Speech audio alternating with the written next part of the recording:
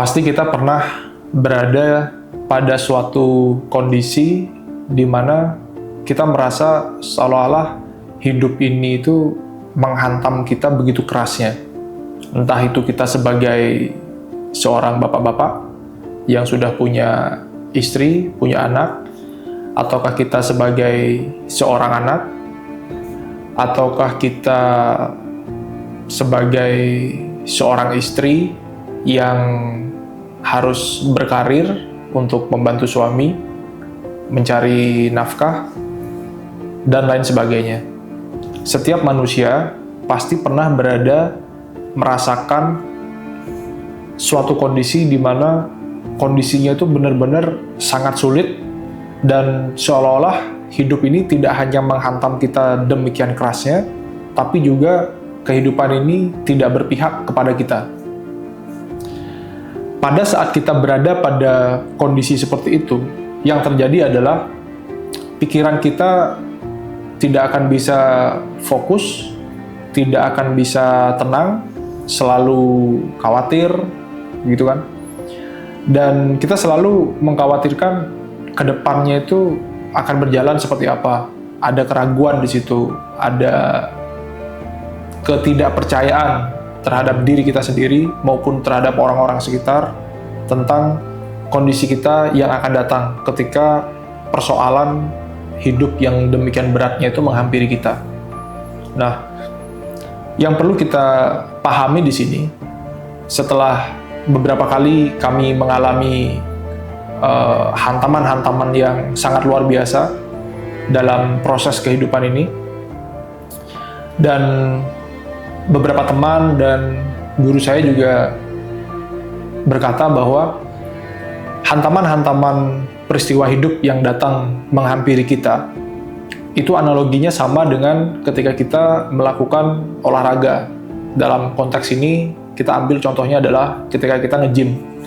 Nge-gym itu kan proses untuk kita memperbesar otot. Pada saat proses nge-gym terjadi, kita kan melakukan angkat beban yang berat. Jadi proses suatu otot dari ukuran sekian kemudian bisa jadi membesar. Itu dilakukan dengan cara olahraga mengangkat beban yang berat. Ketika kita melakukan angkat beban yang berat, otot kita ini ada sedikit lukanya di situ.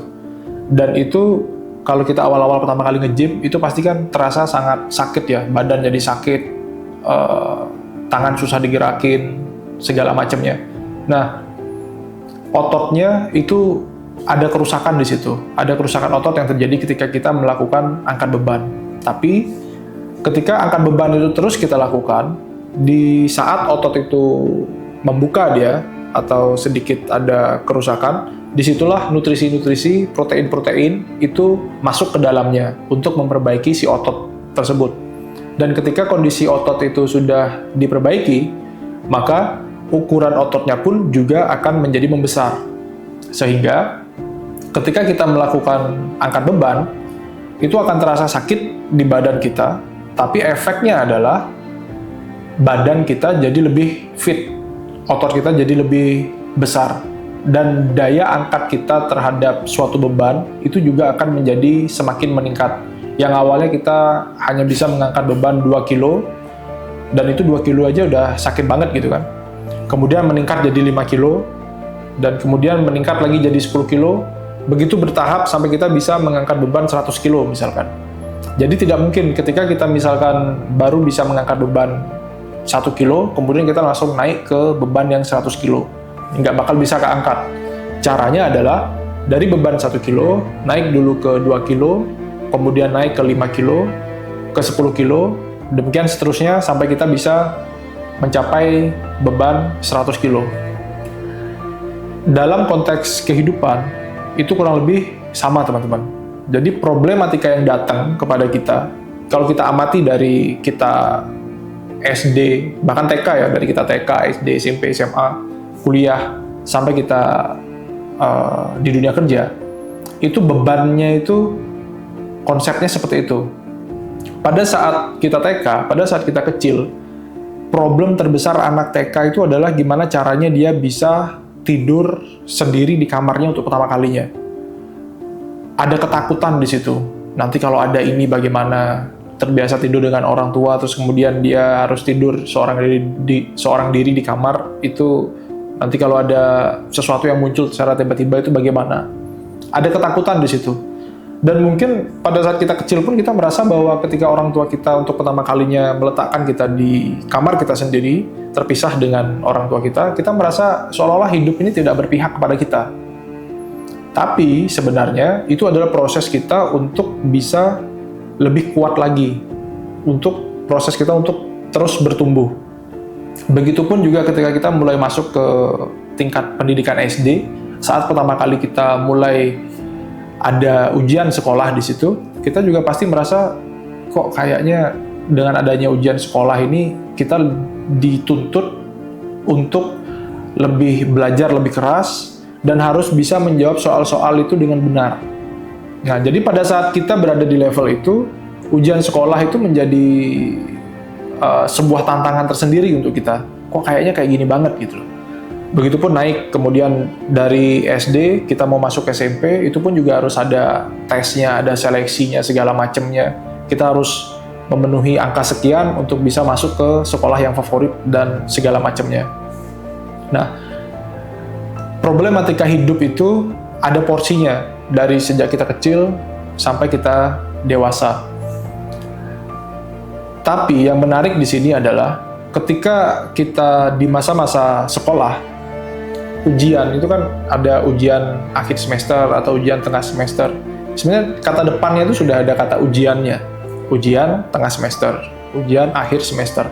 Tapi kita menyikapi ujian tersebut seolah-olah seperti sesuatu yang biasa saja, sesuatu yang memang sudah harus dilakukan, gitu.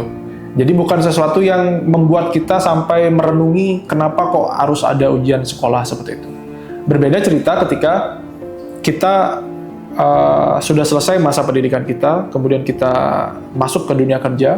Di situ ketika kita mulai berkeluarga segala macam, ketika kondisi-kondisi hidup ini datang, problem-problem hidup ini datang, di situ mulai kita mempertanyakannya. Kenapa kok kita bisa mendapatkan ujian seperti ini? Kenapa kita mendapatkan cobaan seperti ini? Kenapa seolah-olah hidup ini tidak berpihak kepada kita? Baru di situ muncul pertanyaan-pertanyaan seperti itu, pertanyaan-pertanyaan bapak-bapak biasanya ya, atau orang-orang yang sudah berkeluarga, sudah bekerja, itu selalu seperti itu. Kenapa seperti ini? Kenapa kok kondisinya tidak bisa seperti ini, seperti si A, seperti si B, segala macamnya. Dan kita terus membanding-bandingkan, seolah-olah hidup kita ini jauh lebih tidak menyenangkan dibandingkan kondisi orang lain, seperti itu. Nah, dengan analogi nge-gym tadi, kalau kita mau berpikirnya itu bahwa problematika hidup yang ada pada saat ini, yang datang menghampiri kita, itu adalah cara Tuhan untuk meningkatkan skill kita, meningkatkan kemampuan kita untuk bertahan hidup, maka kita akan menjadi manusia yang akan terus bertumbuh. Jadi problematika yang datang itu selalu levelnya itu naik. Misalkan sekarang kita menghadapi permasalahan A, next-nya yang akan muncul beberapa bulan atau beberapa tahun kemudian itu adalah permasalahan B. Ketika kita bisa menyelesaikan dengan baik permasalahan B, otomatis daya tahan kita terhadap problem itu akan semakin kuat juga, akan semakin meningkat juga. Dan itu juga akan berefek kepada menjadikan seorang manusia tersebut menjadi manusia yang lebih bijak lagi ke depannya, menjadi lebih baik lagi ke depannya. Makanya biasanya orang-orang yang sudah berumur di atas 50 atau 60 tahun, yang sudah senior-senior ini, itu biasanya memiliki kebijaksanaan yang jauh lebih bagus daripada manusia-manusia yang masih muda-muda ya. Misalkan dibandingkan dengan orang-orang yang berumur 20 tahunan. Kenapa mereka bisa menjadi sebijak itu? Ya karena problematika hidupnya ini sudah banyak. Mereka sudah ditempa habis-habisan oleh kehidupan ini dengan berbagai macam problematika, sehingga menjadikannya manusia yang jauh lebih solid, jauh lebih utuh, dan memiliki penglihatan terhadap suatu persoalan itu secara lebih wise. Nah, jadi ketika kita dihadapkan pada suatu persoalan hidup yang datang, cara kita menyikapinya itu adalah kita melihat itu sebagai sebuah exercise dari Tuhan langsung untuk kita yang bertujuan untuk meningkatkan kapasitas kita sebagai manusia untuk bisa menghadapi problem-problem yang akan datang berikutnya dengan lebih wise lagi. Dan pengalaman-pengalaman hidup ini nantinya bisa kita jadikan pembelajaran, bisa kita sharingkan kepada generasi-generasi di bawah kita. Jadi ketika anak kita atau cucu-cucu kita nantinya menanyakan suatu problematika hidup yang datang menghampiri dia, kita bisa memberikannya nasihatnya.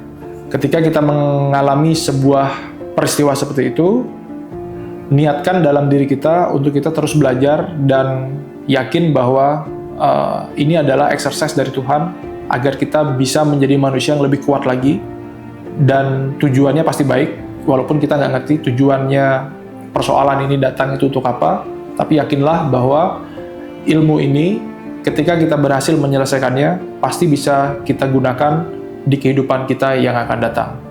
Di setiap problematika hidup yang datang, selalu ada potensi diri yang akan kita kembangkan. Sampai jumpa.